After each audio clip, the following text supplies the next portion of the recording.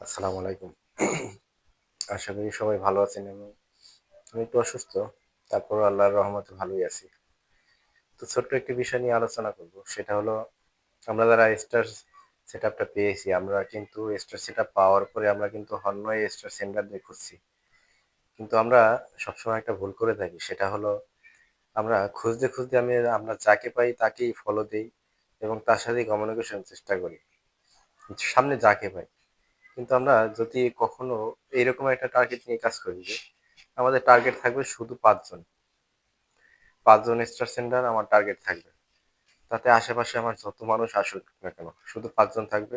এই ৫ জনকে আপনি ফলো করবেন এবং এই ৫ জনের সাথে আপনি কমিউনিকেশন করার চেষ্টা করবেন। সবসময় তাদের পোস্টে লাইক, রিঅ্যাক্ট এটা ওটা দিয়ে সবসময় সাথে থাকবেন। দেখবেন ওই ৫ জন যদি আপনার আইডিটা দেয়, এমনি অন্যান্য স্টার সেন্ডাররা আপনার আইডিতে আসবে। তো এরকম যদি করেন এটা আপনার জন্যই ভালো হবে। ধন্যবাদ।